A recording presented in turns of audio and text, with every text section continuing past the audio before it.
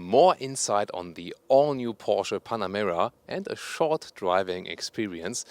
That is today on Autogefühl, your #1 resource for in-depth car reviews and your #1 community to discuss cars with Thomas. We're going to explain you again the exterior details, also some of the key facts, also the interior with the software, and we'll have a special technology workshop where we'll talk to a lot of experts, focusing, for example, on suspension and electronics and all of the different features you might experience in the all-new Panamera. So let's go with Autogefühl in full HD, full screen, and full links. Let's start.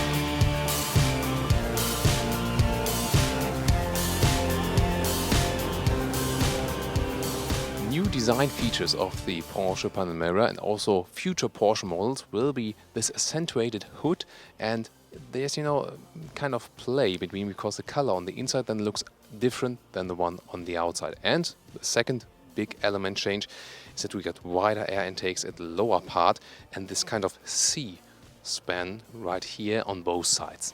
And let's take a look here at the daytime running lights. You can see this is this 4-dot structure here in the cutaway model. Very interesting to see. And for example, also when you go into the normal light function, also these parts are active, just a little bit stronger. And also you can activate the one in the middle. We won't do that on camera now because it's a little bit interfering with the frame rate of the camera and the shutter speed. But the part in the middle right there also accounts for the normal light. And then there's also the matrix light you can see at the wall. And there it is. This is the matrix high beam projected to a wall in a demo mode. And there you can see that single LED fragments can be deactivated, for example, to spare out, another coming vehicle, which is, which shouldn't be blinded, or also maybe for traffic signs, which shouldn't reflect. So very interesting technology, and up to about 100 LEDs are used for these technologies and can be deactivated or activated on purpose. So 5 meters 05 or 16 foot 5 is the total length of the all-new Panamera. That's approximately 3.5 centimeters longer, so just a little bit than before. Most of that for the 3 centimeters longer wheelbase to make more space in the interior. And another basic change is that the roofline has been lowered to have a more elegant than dynamic silhouette of the car, but without losing headspace on the inside. This one here is the turbo model. You've maybe already seen that, and here also mounted with the top rims, 21-inch maximum as possible, and yellow brake calipers, because they are here also for the optional carbon ceramic brakes, about 8,000 euros extra. And the advantage is you don't have to clean the rims that often, because there's no this involvement of this typical braking dust. Of course, the main advantage is that they are used for the racetrack. But again, it's maybe not always the best thing. They have good performance, but if you don't use it quite frequently and don't use it very hard, like on a racetrack, it can also happen that the ceramic brakes start to squeak a little bit.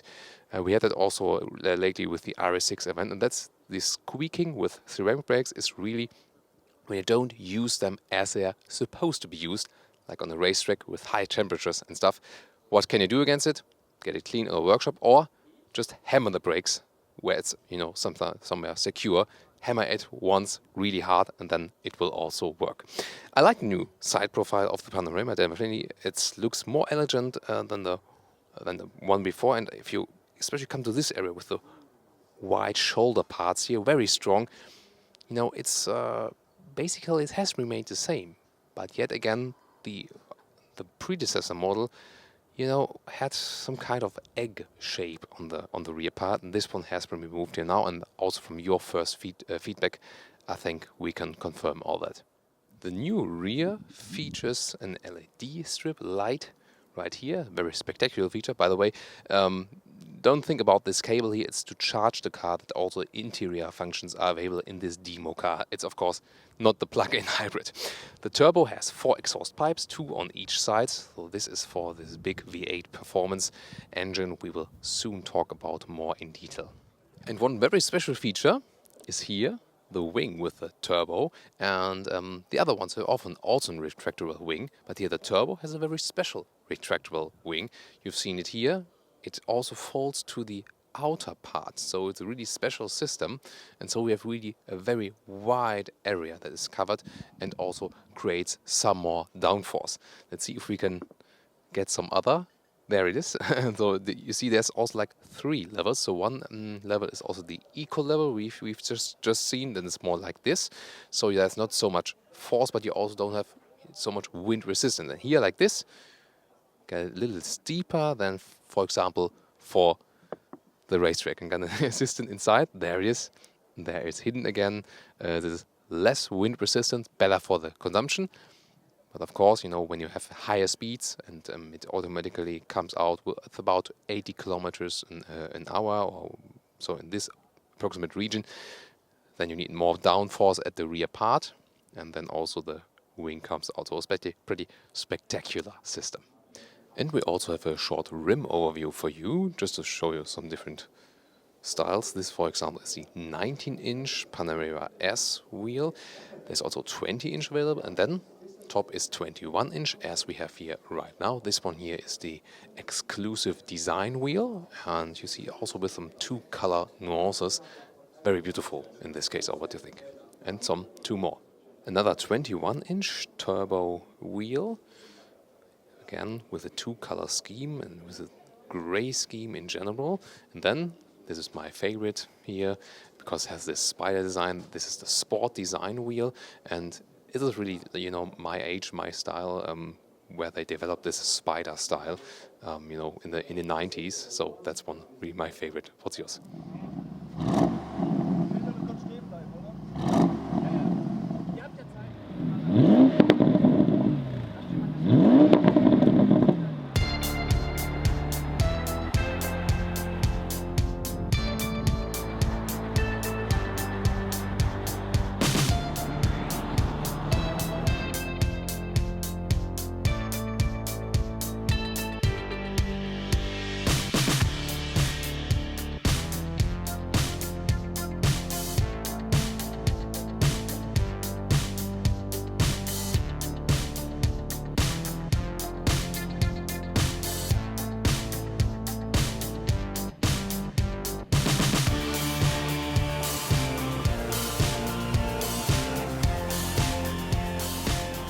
Let's get inside and into the new Porsche Advanced cockpit.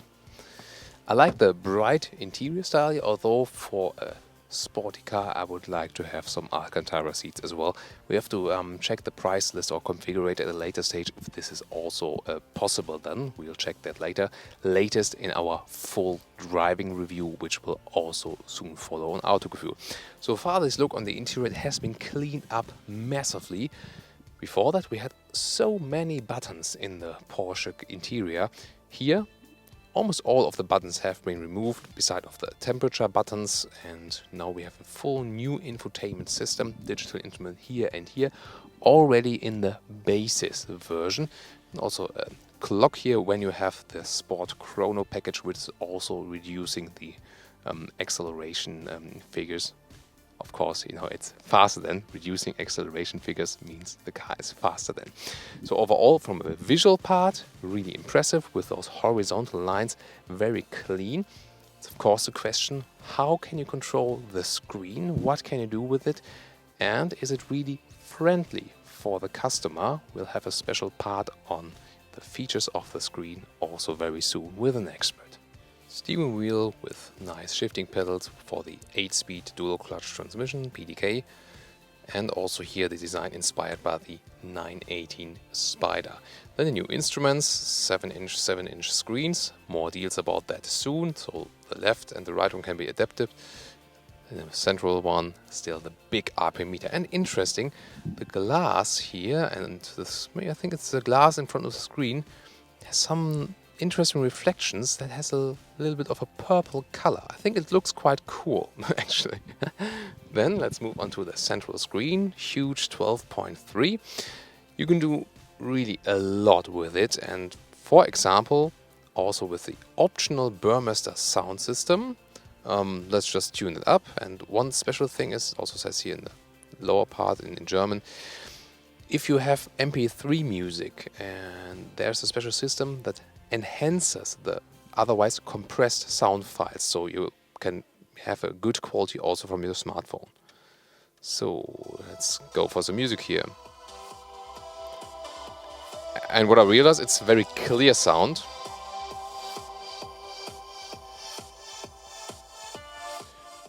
Even though we haven't turned up the bass that much, it's really bass intensive. Surround-wise, I think we prefer that one from the Q7 or from the XC90, but this one here really is a crystal clear sound. Nice. And then, as we shown you earlier, there's the way you can change the spoiler settings, for example, if you want to do that manually. There's also a climate function, for example, and I criticize that because you have to control where the vents are coming from here, and there's no manual control, just menu control with the temperature, for example. And also some other car features that you can, for example, also control the rear cover for the rear window from here. And of course, also the Apple CarPlay. I've already connected an iPhone. It also works with other mobile devices, and that you can control everything right here. And for example, there's also a function when you go to the GPS, that you can have, you have an address in your smartphone, then transport it to the GPS here, and that is possible either via Bluetooth or also via Wi-Fi. So cable with Apple CarPlay, Bluetooth connection or Wi-Fi connection, you have several possibilities to connect your phone. We are around Dresden today at the Lausitzring. We also have a small driving with the car later on. So there is, you can see, you can zoom in and out like being in a smartphone. But soon again, more to this infotainment system with another expert. And the rear, you see in this setup here, it is split. Makes more sense for a demo car to have this split here right now for 2 single seats. And then I also have a middle screen, a display in the middle part here. And well, headspace wise, you are a little bit, laying back here.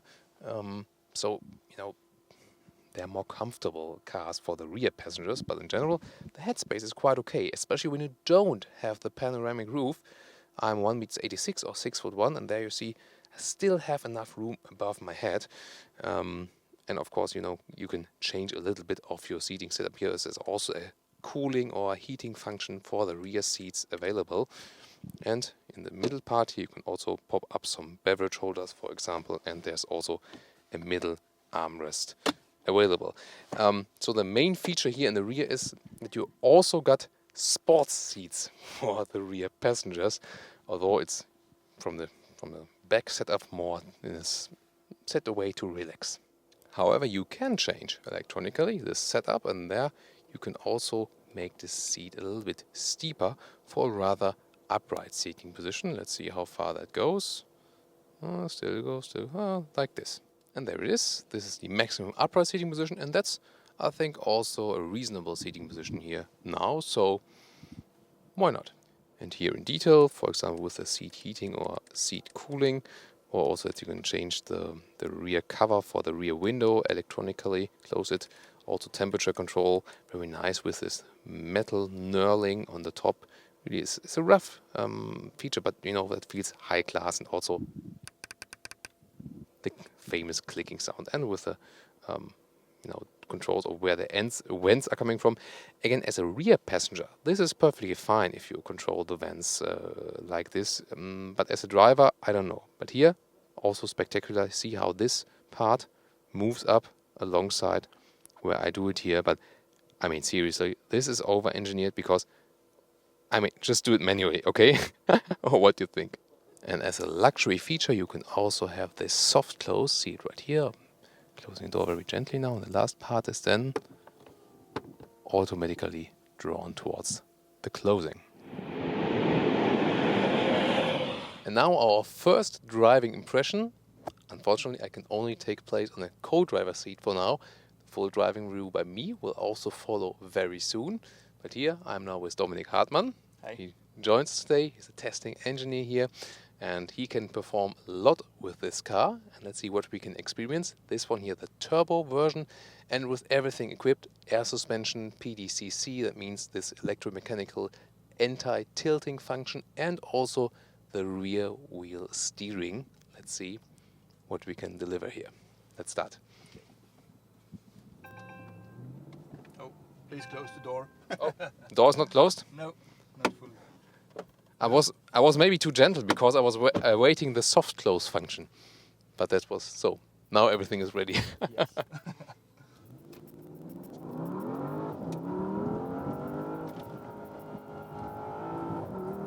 Whoa.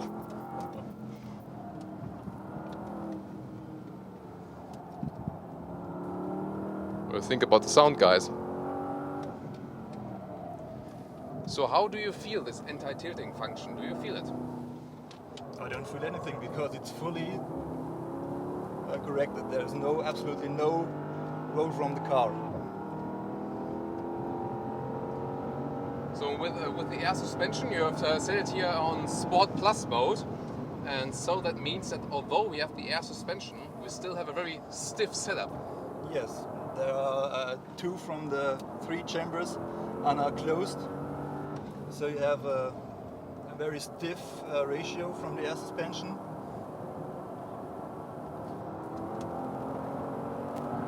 Although you can see it's smoothly. It's okay. You have, although it's in Sport Plus, you have a very gentle ride. It's good for the traction.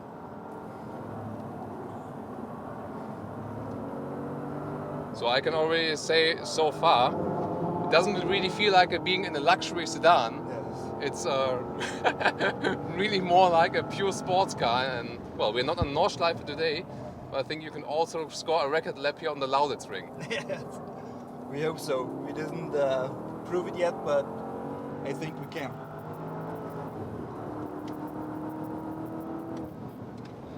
So, last chicane.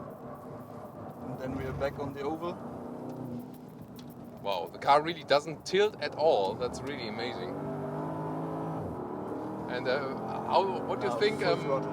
What do you think about the difference with the rear wheel steering? You have a much more agile car in the lower speeds. So let's say till 100 kph. And over 100 kph, there is not lot stabilization. So we are able to drive a faster steering ratio at the front axle as well. And have enough stabilization at the high speed. So driving on a highway, 300 kph, absolutely no problem.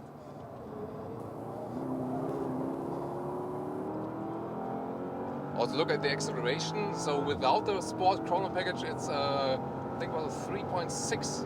Was it, or was it with? So 3.8, 3.6? 3.8 Yeah, without the sport chrono. 3.6 with the Yes. chrono package, yeah. And about 13-14 from 0 to 200 kph. Well, this is also the proper way to use the carbon ceramic brakes. Then they will surely not squeak afterwards. No. Because we recently had a test vehicle where the carbon ceramic brakes were squeaking because they were not used, properly. In a proper way, yes. You have to put a Wow. little bit of temperature in it. So yeah, that's more like the race car style. How would you compare it when you drive it with, for example, the 911? How would you rate the driving experience here with the Panamera? I think it's almost as sporty as a 911. You can compare the Nordschleife times we scored, so there is not much space anymore to a 911. and it's really easy to drive fast here. Yeah, so I already feel that as a co-driver as well. So I know I've driven the 911 Turbo S as well on racetracks, and I mean, of course, you feel this car is a little bit heavier, of course, and longer, and longer in the wheelbase, so it's not that agile in the corners. But due to the rear wheel steering, that evens out a little bit of this long wheelbase. We did our best to make you feel a little bit less of weight. So yeah, I think we did a good job. What do you feel? So I mean, he's going at an incredible pace, no question. And I'm not a good co-driver, to be honest. But I mean, considering the speed and the G-forces we have applied here, I feel just a little bit sick. I'm not totally sick, just a little bit, and that already means a lot. Because usually I get really sick when I'm a co-driver on the racetrack. So that's the big improvement of a luxury sedan. Yeah, and also that was, by the way, braking from 200 kilometers to 100 over the curbs.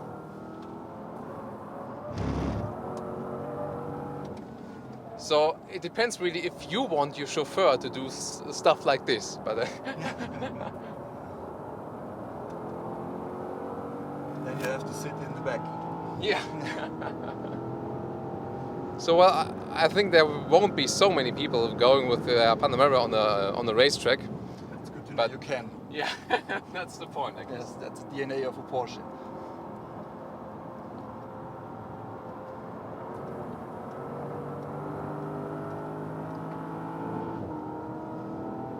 And I really hope our cameraman is still alive. Partly alive, just partly alive. All for you guys, just for you, that you can experience that with us here.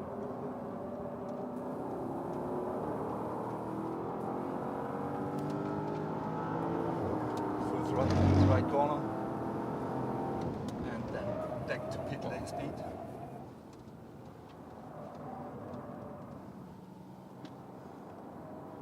Okay, so I don't need a workout today anymore, even though I did not drive myself. So thanks very much for this hot lap. Hope you enjoyed it. Thank you.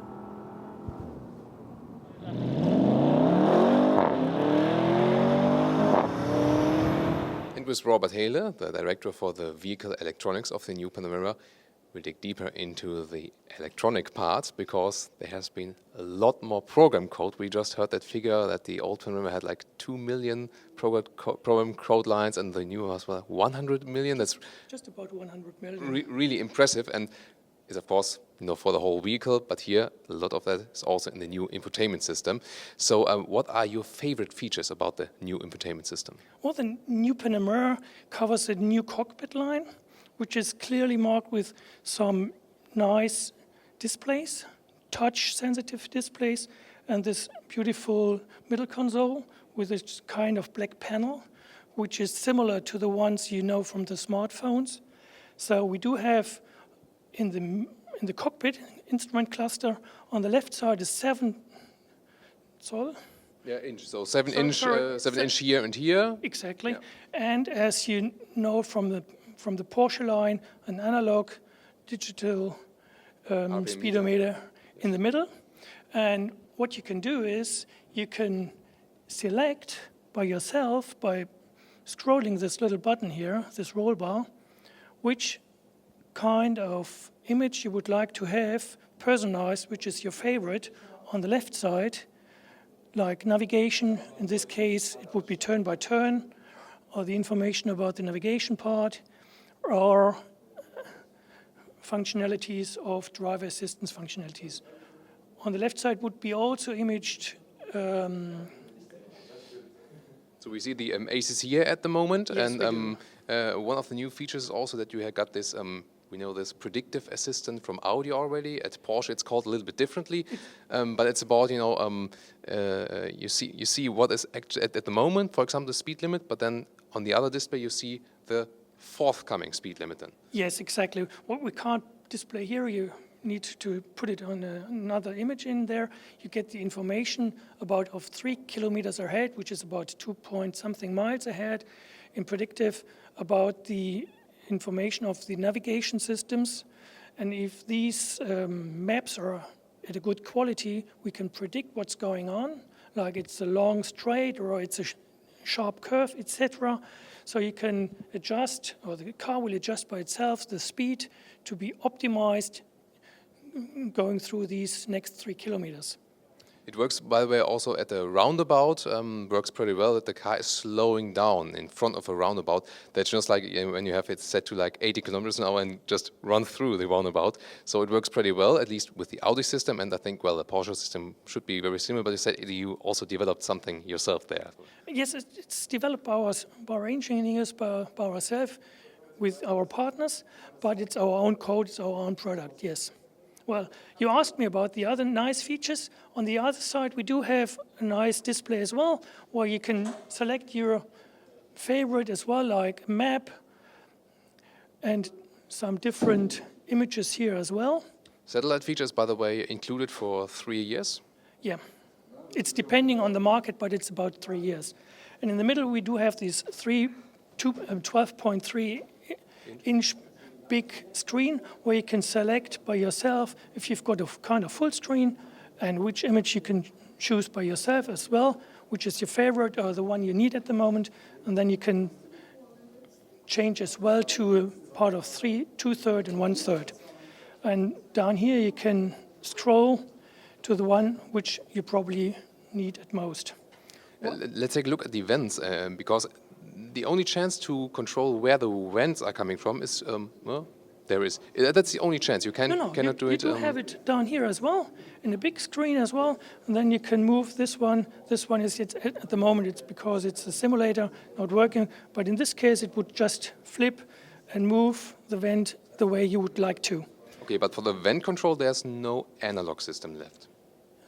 On the outside and the middle one here, up there, yes, but the one here in the middle with the black panel optic is included. Okay, just the temperature right here, that one is still with the nice sound, by the way. I guess also from the sound laboratory, checked up. And then there was this home screen. Maybe you can show us, because here you can also adjust your home screen. You can personalize it the way you want to. You've got different screens. You can configure this one the way you would like to. For instance, you've got 5 layouts in main, and you just switch it to the one you would like to, and then you can select like position, favorites, where you want to go to, last targets or last aims, and so on, and then you just have it, and you can select it the way you want to. So, and that's what Porsche is telling us on the name of Porsche Advanced Cockpit. And with Thomas Günther, the director for the V-engine development, we're going to talk more about the engines. Basically, we'll have at the start of the all-new Panamera the V6 2.9-liter petrol engine. Then we have the V8 bi-turbo, the biggest engine, and we also have a V8 diesel, both V8 with 4 liters of displacement. This one here is the top version, the new V8. And what is the biggest development you have taken for the new Panamera with this new engine? Okay, this new engine has some specific or interest details. So we put the turbocharger in the inner V in order to have a short distance between the combustion chamber and the. It's right here between the combustion chamber and the turbocharger itself, and. As well, we introduced a new liner, a specific functional liner of our cylinder surface, where we can reach a minimum of friction, a minimum of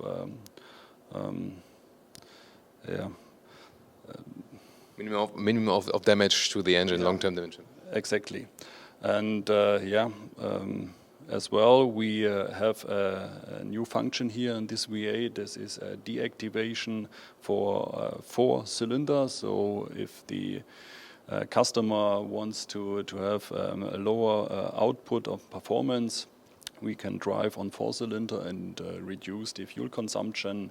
And if we have the demand on full power, then we switch to the full 8-cylinder performance.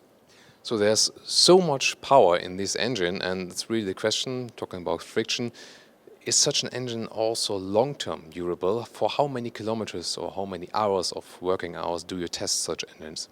Yeah, we test durability of this engine for 900 and 1,000 hours, and these will fulfill all the lifetime requirements of our customers.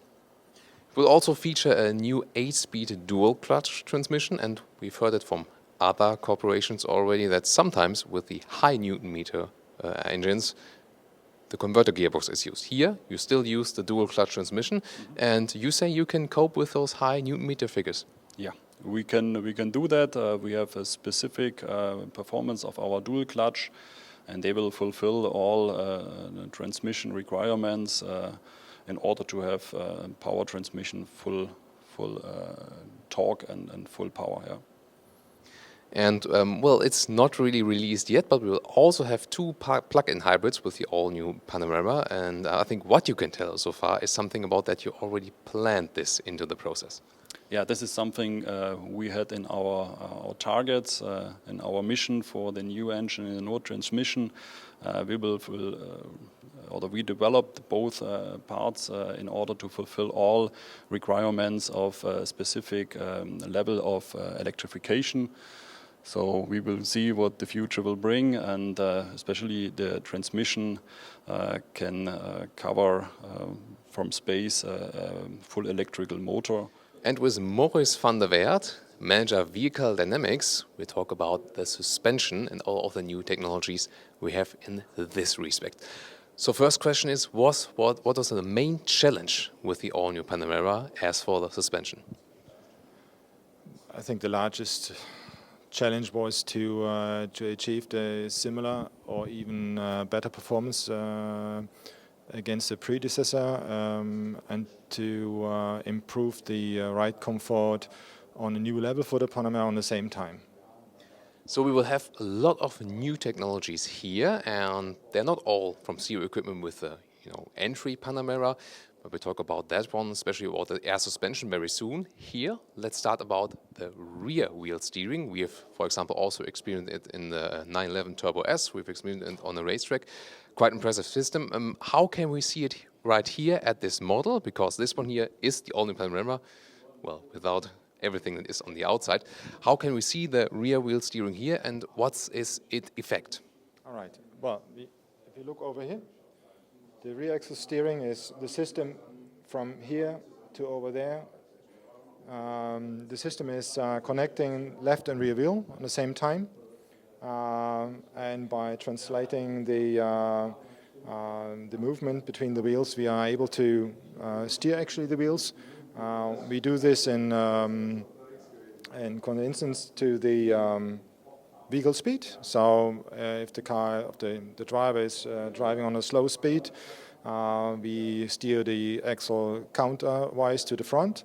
So we are reducing virtually the wheelbase, which makes the vehicle more agile. It's until 80 kilometers an hour or something like that? Or? It's between 70 and 80. It's not always exactly the same. It depends also on the drive mode you are driving. But finally, you are reducing the slope while steering. And above that speed, we actually are increasing the wheelbase, which gives you more vehicle stability. And so when you're at higher speeds, then when does the system change back again at 70 or 80 kilometers an hour then? Well, it's the point of return is that below 70, 80, you're making it smaller, and above 70, 80, you're making it longer, the wheelbase. And it's in total optional system, so even for the turbo, you have to pick that one optional. Yes, it's an optional system, right. Then there's this newly developed PDCC Sport. What's behind this system? Well, the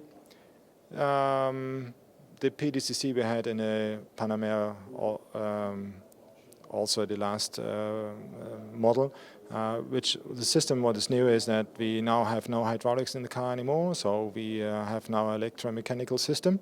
The advantage is that it's more accurate and it's faster responding. And PDCC, again, optional, or is it included in the turbo? No, it's an optional system in the turbo in combination with the PDV Plus. So thanks here, and let's move on over to the air suspension, because that's the integral part of the riding comfort. So you can get the optional air suspension then for the 4S or 4S diesel with the turbo. As I got it right, it is already included then. And what is the new special about this air suspension? Yes, completely new is the air suspension with 3 chambers. Till now we had 2 chambers in the Panamera, which were used with pushing the drive mode. Now we are selecting the different chambers which generate different spring stiffness on the one side by the drive mode and on the other side dynamically. What you can see here are the different chambers. We have chamber number 1, which is going along this the damper. So we have 1 volume there.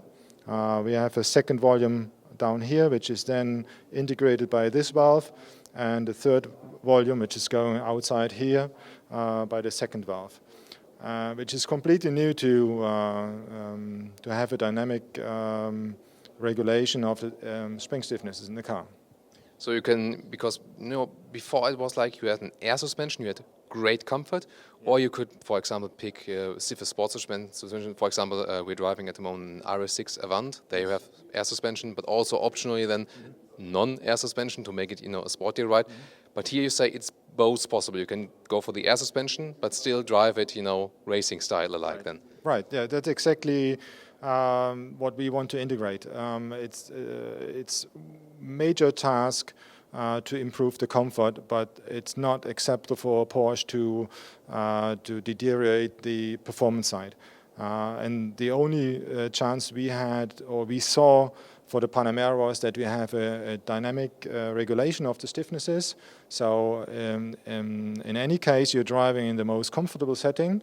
In the time you are changing in a dynamic driver modus, the suspension goes stiffer and gives you the same stability as before.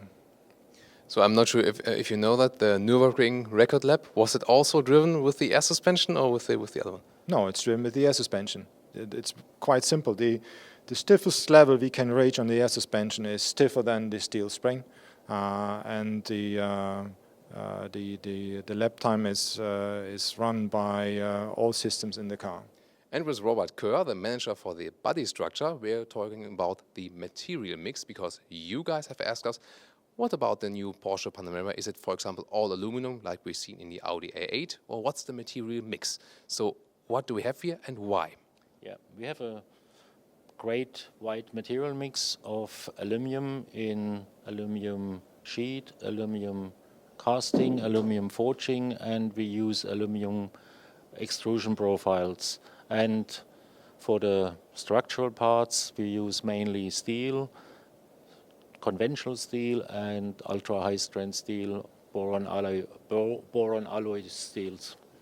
Where can we exactly see it? So which part is here from steel and which is from aluminum? Let's start in the front structure. The front structure for the strut tower, we use aluminum casting. In the front load carrying part, we use aluminum sheet stampings, and we use aluminum extrusion profiles, which are inside the front load carrier. So this is a steel part where we see it in the other color here. Yeah, that's why this color means it's a casting. So we have colored this body. Is it just for show purposes, or is it? This is now just for show purpose. Okay, so normally you wouldn't see a color difference. Normally you won't see a color difference. So on the inside, on the tunnel structure, we have an ultra high strength steel, and we use for the cross member on the front wall, we have boron alloy steel hot blow formed tube. So why are you using it on the inside? Is it, to have a basic torsional stiffness, and then for the weight? Nothing to do with torsional stiffness. That's for crash protection purposes. generally in the flat surface, in the large surfaces, we use aluminum, like here in the rear seat area, and in the side structure for safety protection we use high strength and ultra high strength steel, the same in the B pillar. The outside panel, for the outer panel we use aluminum sheet, and for the roof, in this case we have a panoramic roof version, but generally in the solid roof version we have an aluminum panel as well, which is laser welded to the side panel. How much weight could you save by these new measures? In total, with the side panel and the roof, we saved 14 kilos on the current Panamera. Now let's conclude our very adventurous day here today. You've maybe seen here this car has some cover foil. Of course, if you buy such a car, it comes without the cover foil, but here on the racetrack, always some small stones, and that will protect this car that it's keeping, for a longer time more beautiful. So what have we seen? Again, the exterior has been refined. The Panamera is really kind of a bigger 911 now. A very beautiful car, no question now. And I didn't like the previous generation that much from design. I do like this one now. Interior, really great and elegant in the style. As for how to control the system, we have seen new and more details how you can individualize your cockpit, also for the technology, also for example the adaptive cruise control that got this predictive assistant. Very interesting stuff. Just a question if at some point maybe it would have been a little bit better to offer some classic buttons, but of course it's always a compromise. At one point you say, oh, it's too many buttons, at the other hand you say, oh, there's not enough. So always hard to pick the right choice for every customer. Then about the driving, that was really impressive here on the racetrack already as a co-driver, because you can really drive this car as a race car and you don't feel it. It's really so huge, so that was really impressive, especially due to this new anti-tilting function that is done by single small motors on each of the wheels or each of the axles. We've seen it also with the SQ7 from Audi. Very interesting system, as well as the rear steering. That was especially applying when we did this slalom style. Then you really felt how the car was also moving in the rear, especially at a little lower speeds. So overall, an impressive experience here with the all-new Porsche Panamera. And I hoped you really liked our insight here today with all of the interviews and all of the technical aspects we've covered. The only thing missing now is driving this car ourselves, which will come at a later stage, and I'm sure you will join us here then again on Autogefühl. Thank you very much for watching, and see you next time.